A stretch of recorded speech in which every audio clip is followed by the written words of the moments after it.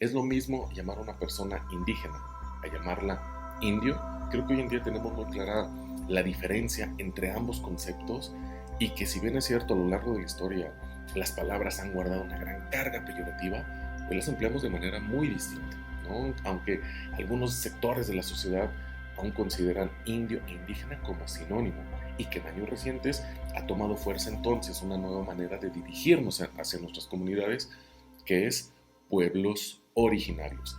Pero, ¿qué hay detrás de estas palabras? Bueno, vamos a platicar un poquito al respecto. Iniciamos con la palabra indígena, que significa originario de una región, porque proviene del latín inde, que es país o región, y genos, que es originario o nacido. Entonces, cuando nos dirigimos a una persona indígena, en realidad estamos diciendo que esa persona es originaria de una región.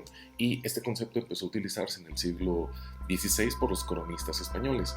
No obstante, la palabra indio tenemos que remitirnos a Cristóbal Colón, ¿no? Recordemos que cuando llegó a estas tierras, que hoy es América, llamó a las personas indios, pensando que había llegado a la India.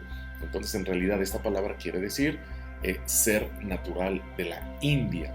Y creo que ahí también cometemos un error al llamar a todos ellos hindúes, cuando en realidad un hindú es aquella persona que comparte la religión hinduista y no todos en la India son miembros de esta religión. Pero lo interesante incluso es cómo estas palabras indio e indígena han perdurado hasta nuestros días, no solo en el siglo XVI, sobre todo cuando se tiene la creencia, y en ese momento aún estaba más marcada, que el concepto de indio o indígena representa el pasado y lo que ofrecía en aquellos tiempos era la novedad del nuevo mundo, ¿no? Entonces es interesante ver cómo las dos palabras siguen vivas hasta nuestros tiempos, pero con independencia de la etimología y de dónde emana la palabra, creo que es muy importante la connotación que empleamos al momento de pronunciarlas, porque recordemos que la palabra indio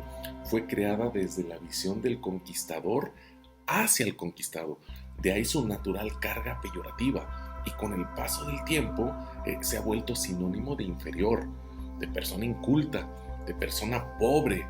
Entonces, la palabra indio en realidad no creo que esté mal, sino que importa mucho quién la pronuncia y la forma en que lo hace, porque al día de hoy llega a considerarse como un insulto.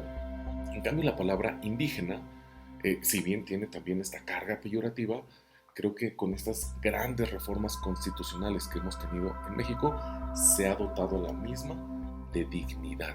Es decir, se pretende rescatar el honor de nuestras comunidades que son originarias de una región. Entonces, no es lo mismo, desde mi punto de vista, el referirnos a una persona como indígena que referirnos como indio. Aunque, insisto, como decíamos al principio, algunas personas toman estas dos palabras como sinónimos, ¿no? Y revisten tanto a indio como indígena con un aspecto discriminatorio. En ese sentido, la palabra pueblos originarios es que ha tomado mucha fuerza en años recientes. Recordemos un poquito, como lo platicábamos al principio, que en la colonia se crearon las castas con este mestizaje, en donde obviamente los españoles estaban hasta arriba y los indios estaban hasta abajo, ¿no? Y de ahí venían los criollos, los hijos de españoles que nacieron en esas tierras, los mestizos, mulatos, negros e indios, como decíamos, hasta abajo. Entonces de ahí surge esta visión de ver al indio o al indígena hacia abajo, ¿no? Desafortunadamente el México independiente hereda esta forma de ver a las comunidades. Incluso lo vemos con Porfirio Díaz, con estos desafortunados ataques a comunidades mayas, a los yaquis, y se crea este aspecto de la historia del ancla, es decir, que las comunidades indígenas son un ancla que no permiten que la nave avance, es decir, que México llega al progreso. Con la revolución y nuestra constitución de 1917 se retoman los derechos sociales, entre ellos el derecho indígena, el levantamiento zapatista, que es importante porque reviste a la palabra indígena y le da la vuelta en donde dice, ahora es un orgullo ser indígena, ¿no? La reforma del 2001 es muy importante porque ya le da esa cualidad política a la palabra indígena. Entonces empieza a separarse aún más indio de indígena.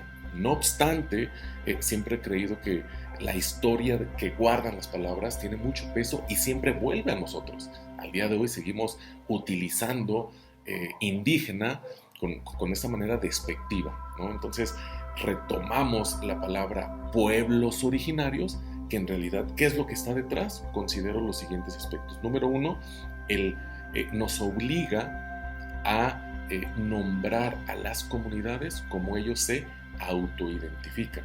Es decir, como son originarios de una región, tenemos que llamarlos de esa manera.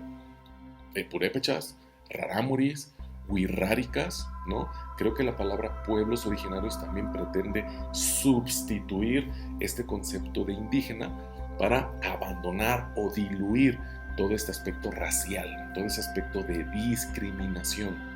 Y tercer aspecto que está detrás de la palabra pueblos originarios es un lenguaje plural, ¿no? En este país tan rico en cultura, con esta pluriculturalidad, pues se pretende de cierta manera el poder concentrarnos en ese lenguaje plural. Entonces creo que es interesante esta nueva visión que se le está dando con la palabra pueblos originarios, pero así sea el concepto indígena, así sea indio, o sea, pueblos originarios, lo importante es no pronunciarlas con la mirada del conquistador hacia el conquistador.